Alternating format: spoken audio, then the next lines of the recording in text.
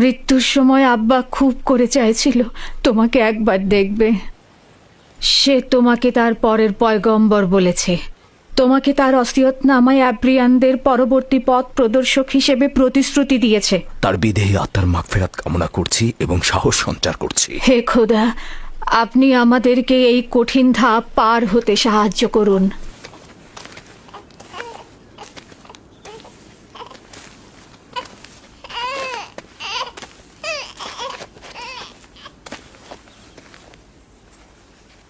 এই পোশাকটির মালিক আমাদের শ্রদ্ধেয় দাদাজান হজরত ইব্রাহিম। উত্তরাধিকার সূত্রে আব্বাজান ইসাকের কাছে এসেছিল। এখন তুমি হচ্ছ এর উত্তরাধিকারী। যেহেতু আমি আমার পিতার প্রথম সন্তান ছিলাম, তাই তোমার অনুপস্থিতিতে আমি একে সংরক্ষণ করেছি। এখন আমাকে দেওয়া আমানত তোমার কাছে সমর্পণ করলাম। আমার আব্বাজানের ওসিয়তের ভিত্তিতে তোমার পরে পরবর্তী আম্বিয়ার কাছে পোশাকটি পৌঁছাবে। সম্ভবত এটিকে রেসালাতের জুব্বা বলা যেতে পারে।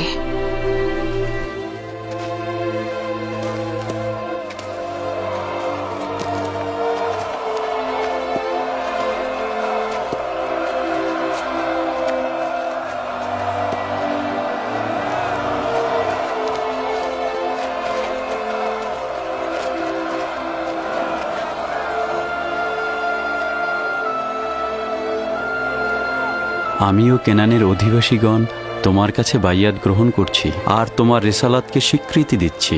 হজরত ইসাহাকের পর তোমাকেই খোদার নবী বলে স্বীকার করছি। মোবারক হোক, মোবারক হোক, মোবারক হোক।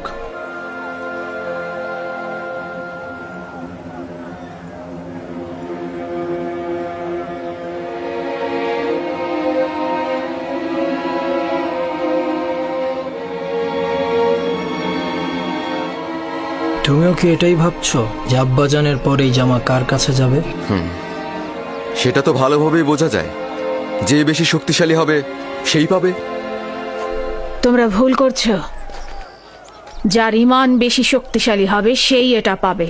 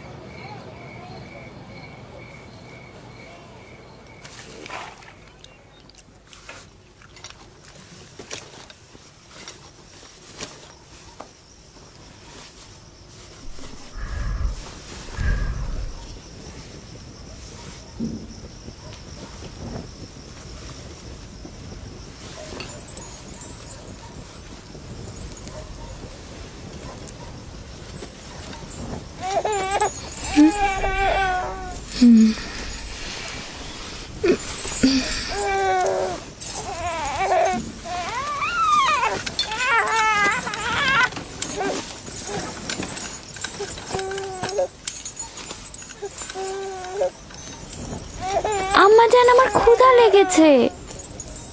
আমাদের খাবার দেবেন না আম্মাজান? কি হলো, খাবার দাও। একটু ধৈর্য ধরো, এমন কিছুই হয়নি।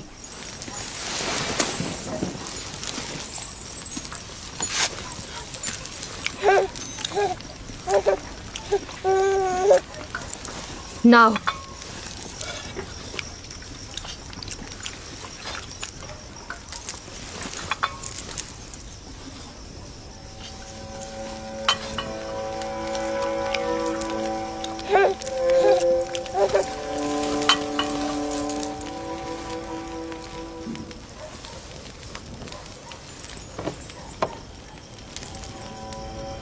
কি হয়েছে তোমাদের?